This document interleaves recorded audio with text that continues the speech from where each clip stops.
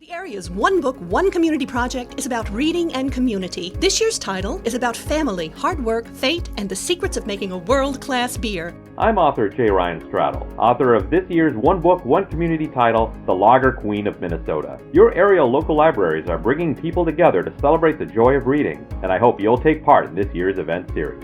Join us for a series of free online events, including a virtual author visit September 24th. Visit our website to learn more.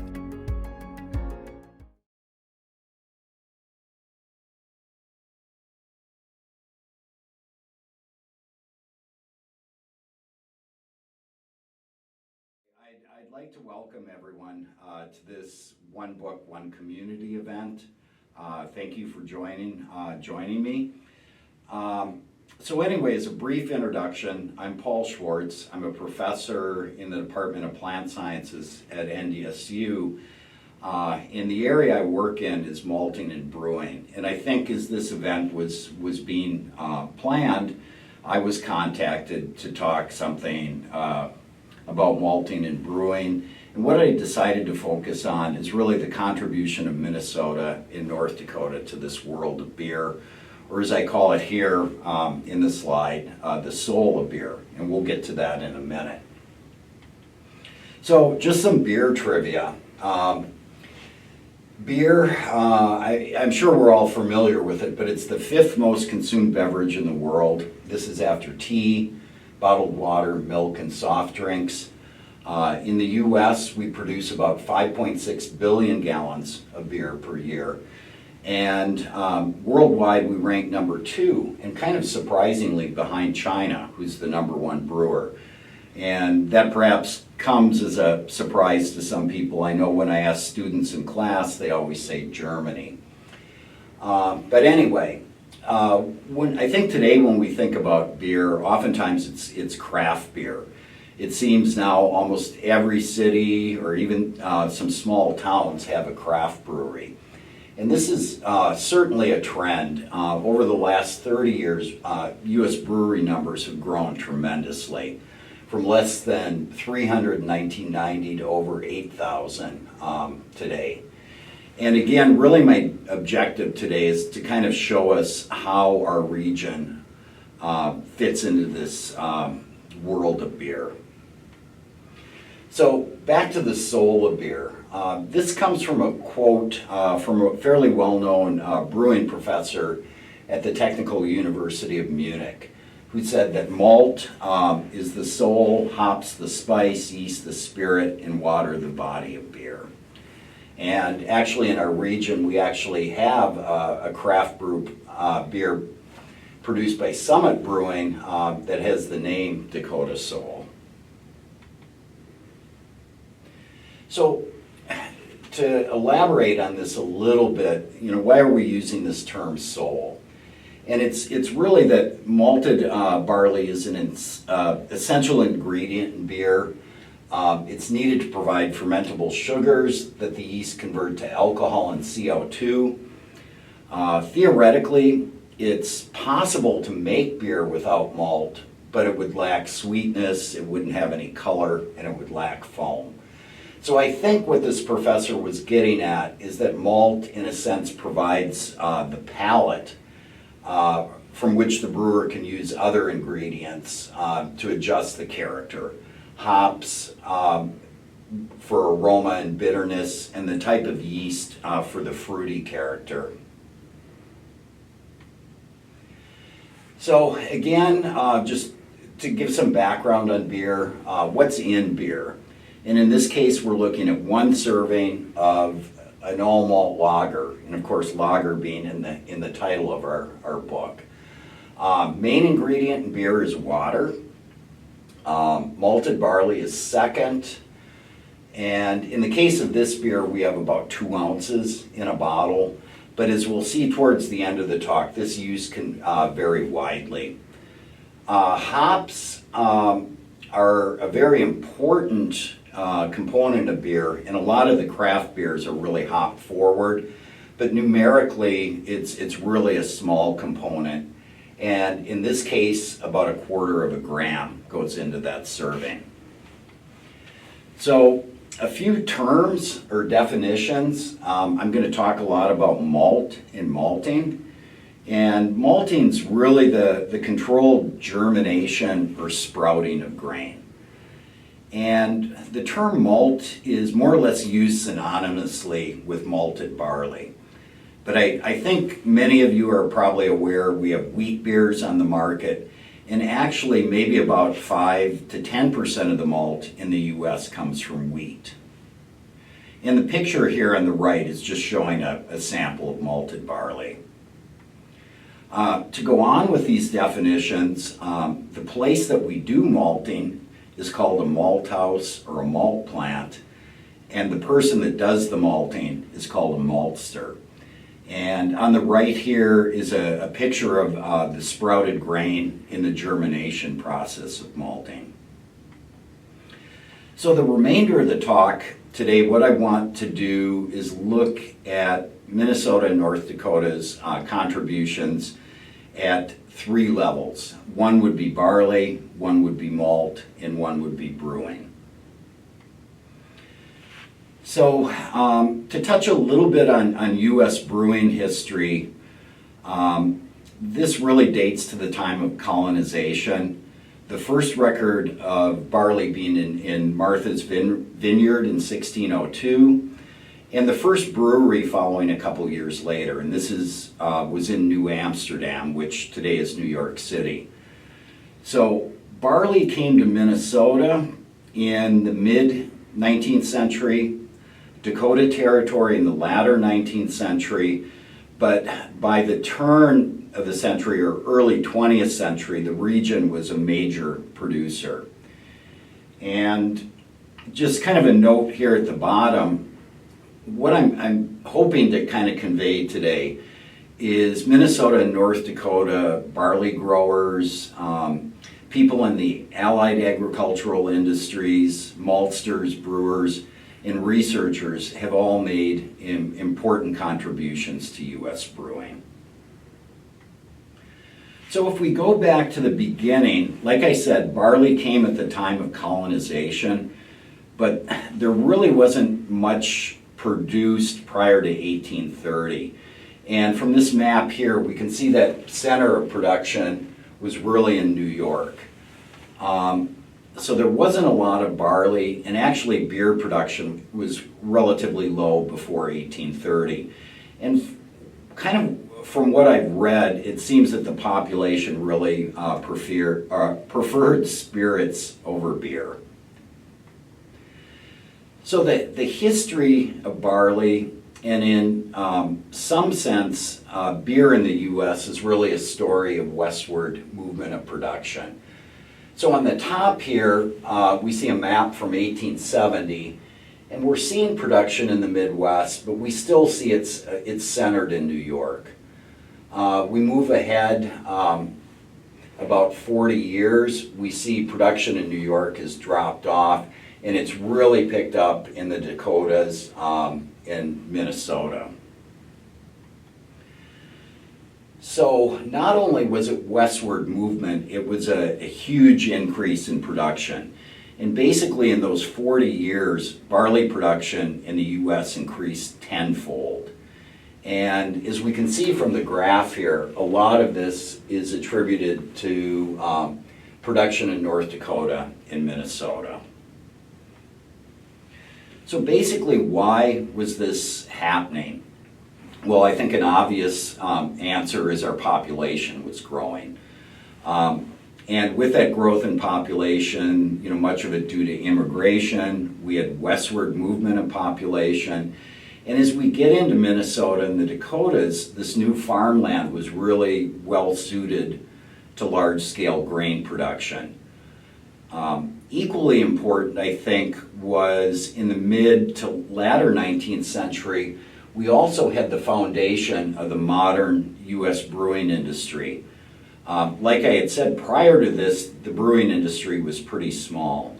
But with Germanic immigration and then introduction of this new beer style, lager, brewing really took off.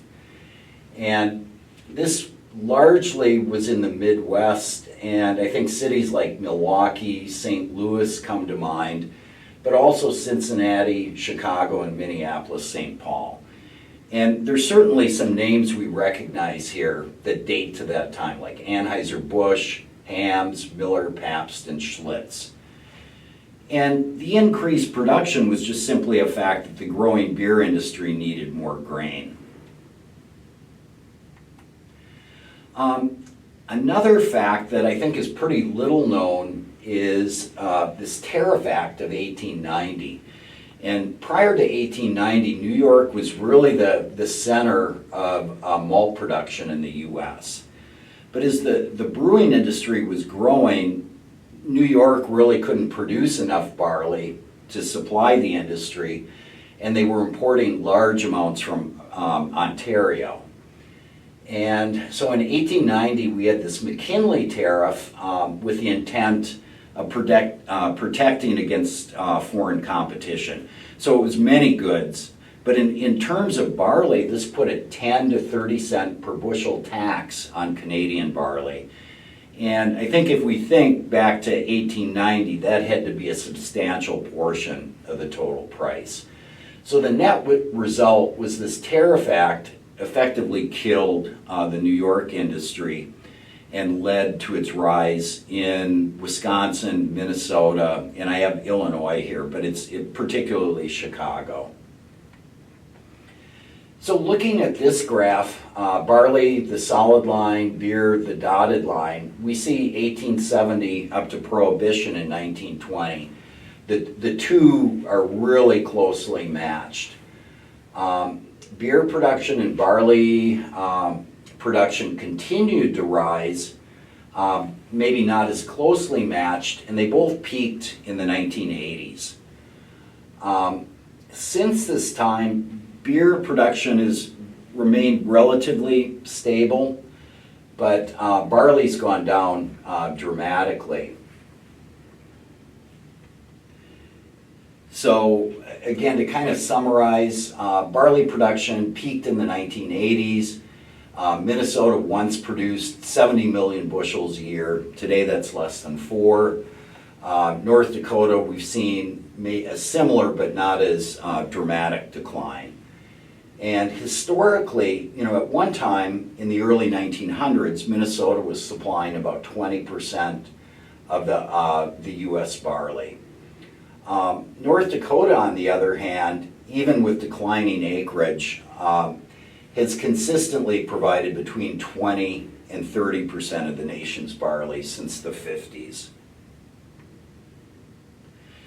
So what happened to barley? Why did this production decline? Well, I'm not sure, I had it in a previous slide, I'm not sure I mentioned it, but barley was an important feed grain. And over the last 20 some years, corn and corn byproducts from ethanol production have largely replaced barley as a feed grain. Back in those peak years of the 80s, we had a big export market for feed barley, and that's disappeared. Another factor is this 1996 Farm Bill. There was something called Freedom to Farm, and this made it more attractive for growers to produce other crops like corn and soybeans. And I think any of us, as we drive around the countryside today, we know that there's a lot more corn and soybeans out there than there used to be. The final factor is this fungal disease called scab that kind of appeared in the early 90s, and this has just made it more difficult to produce barley and wheat in our area. So since 2000, again, to quickly summarize, total U.S. production has dropped. And most of this drop came out of our region in North Dakota and Minnesota. And as a consequence, the center of barley production has shifted to Montana and Idaho. It's not so much that they're producing more today, it's just that we're producing less. And a final thing I'd like to mention, many of us think of grains like wheat, barley, corn as commodity crops. Today, barley's really become a specialty crop, and farmers won't grow it unless they have a contract with a malting and brewing company. There's very little open market barley produced. So with that, we'll move on and talk about the malting aspect. And you're maybe not familiar with malting, and so in the limited time here, I'm going to give you about the 1-minute overview of malting. It's basically 3 steps. We start with steeping, which is the soaking of the grain. We bring up the moisture, and this promotes germination. That grain then goes into a compartment where we have airflow, relatively high humidity, moderate temperature, and it's allowed to germinate for 3 days. The objective here is to develop enzymes that are needed in the brewing process. Then at the end of germination, the malt is dried or it's kilned down to about 5% moisture. And depending on how the maltster applies heat here, that's kind of responsible for developing colors and flavors in the malt. So back to Minnesota and North Dakota. The region really has a long history with processing of barley to malt. And one thing to keep in mind is in the 1800s and certainly before the mid-20th century, breweries oftentimes had their own malt house. But today that production is really exclusively at independent malting companies. And why do we see malting facilities in our region? It's basically because it makes economic sense to have the malting malt house near barley production because barley is higher moisture and it costs more to ship it. Malt is cheaper to ship. So here we have a map of the region, and I'm just pointing out the location of some commercial malting operations in our area. The red stars show large operations that are currently still producing malt. And this is in Shakopee, in Winona, and of course in Moorhead.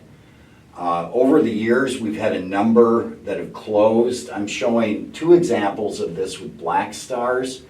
And this is one plant in Cannon Falls, and then one in Spiritwood, North Dakota.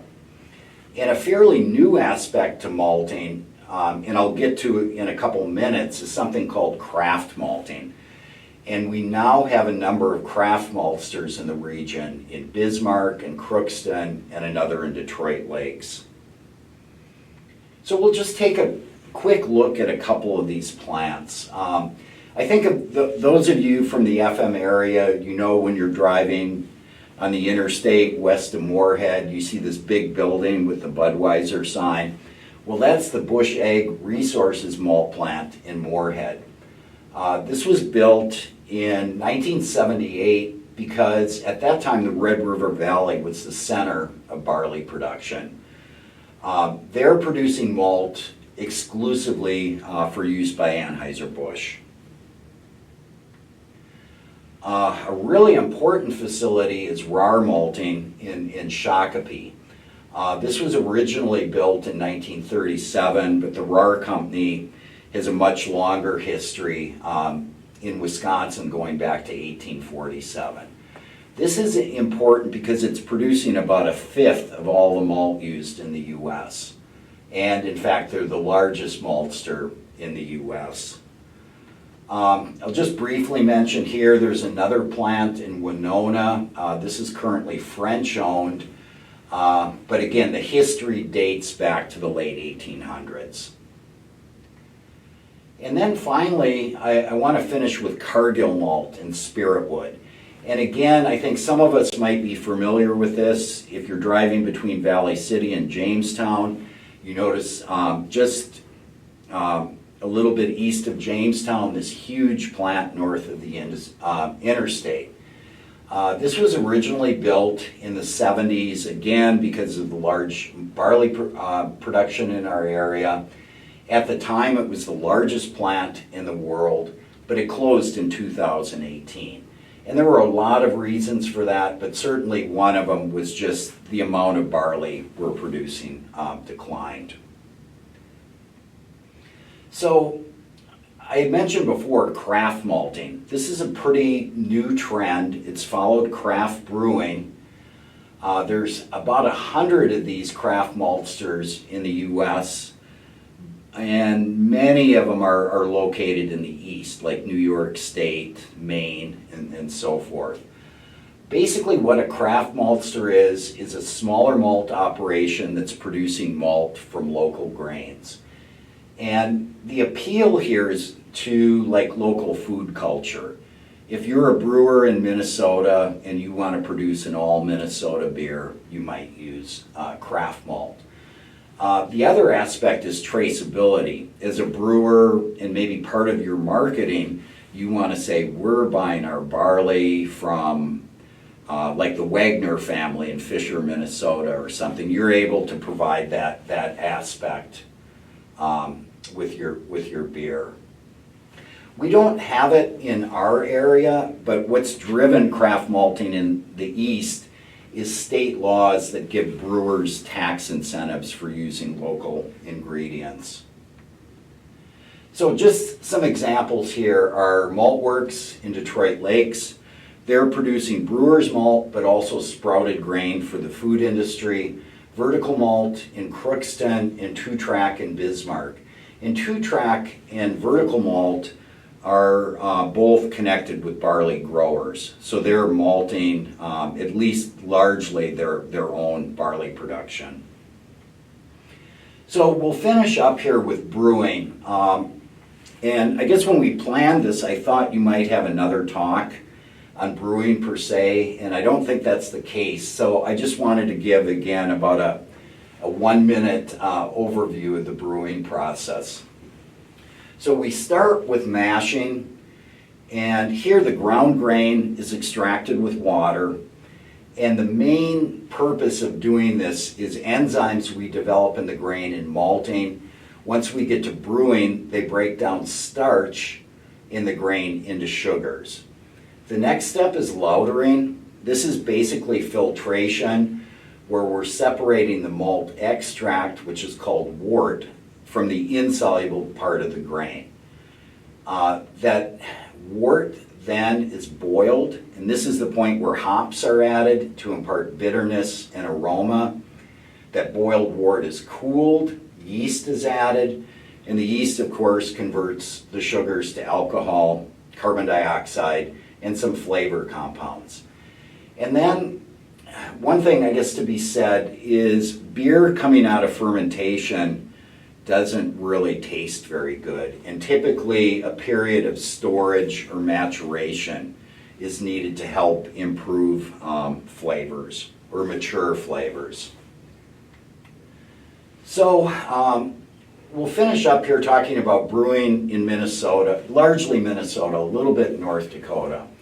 And I have to say, I didn't know a lot of this history, but I found on Minnesota Public Radio a really good article, and they have this animated map that shows brewery numbers going back to 1846. So brewing in Minnesota, long history, basically started in 1848. By the 1870s, there were many small family breweries that maybe just served the town that they were located in, or they served a small region. And then after Prohibition ended in 1933, a lot of these didn't come back. And the second phase of Minnesota brewing is kind of called the rise of the regional breweries. And this is, companies like Hams and St. Paul went from being maybe a local brewery to one that was producing regionally or nationally. And then what they listed as the third phase was the craft brewing boom in Minnesota that started in 2011. But I think one thing we need to remember is there was really an earlier introduction in Minnesota, and a good example of that would be Summit Brewing that started in 1986. So I was thinking about historic Minnesota breweries, and these are some that came to mind. There's certainly more. All of these date into the 1800s. We have Hams in St. Paul.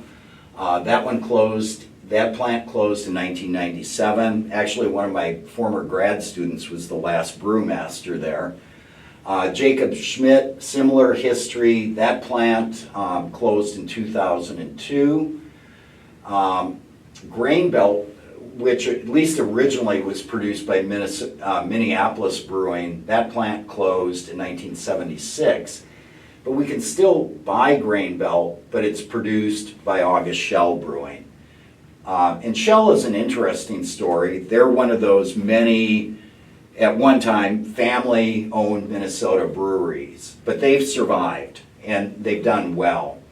And in fact, Shell in New Ulm, Minnesota is the second oldest operating family brewery in the U.S.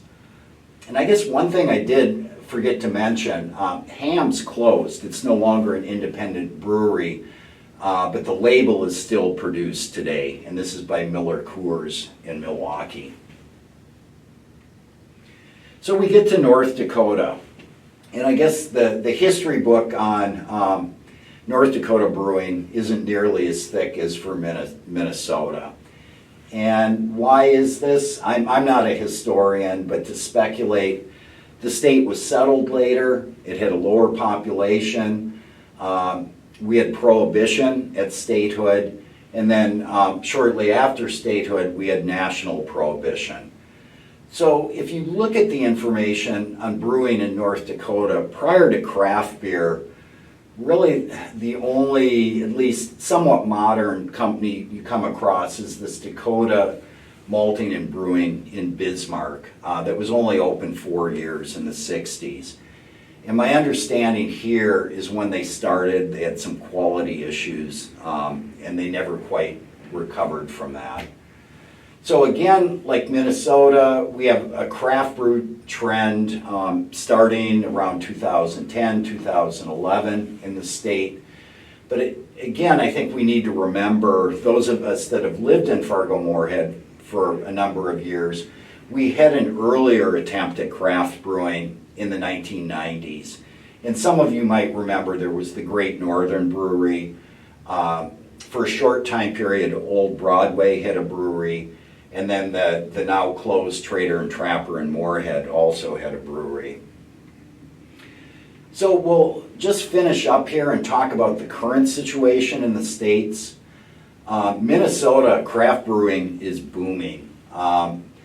This slide might be a year old, but at this time they were listing almost 200 breweries in the state. They rank 12th in national production. North Dakota, on the other hand, we're 50th in national craft brew or beer production, but we do currently have around 20 breweries. This last rank here is kind of interesting because if you actually look at per capita beer consumption, I think North Dakota is at the other end of the scale and ranks somewhere in the top 3 of states. So we've talked about craft beer, and I just want to finish up on, I had earlier mentioned the amount of malt used in beer. So the amount of malt depends on beer style and the way the beer is produced. And this can be anywhere from 20 pounds to over 60 pounds per barrel. And if we look at the large multinational brewers and some of the big national brands, they tend to replace a portion of the malt with corn or rice, and that reduces the amount of malt that goes into beer. So they're on the lower end. If we look at the craft breweries, most of them are producing 100% malt beer, which increases overall malt use, which should be good news for our barley growers. So in summary, real quick, Minnesota has a long history in all 3 areas, barley, malt, and beer production. We've seen that barley production has dramatically dropped off but Minnesota is still a center of malt production, and it has a really dynamic craft brewing scene. North Dakota, I think its contribution really remains it's a major producer of malting barley. But with that said, craft brewing is now becoming established in the state. So with that, I'd like to thank you for your interest. This is a virtual event. I've listed my email here, and certainly contact me if you have any questions or comments, and I'd be happy to answer. So thank you.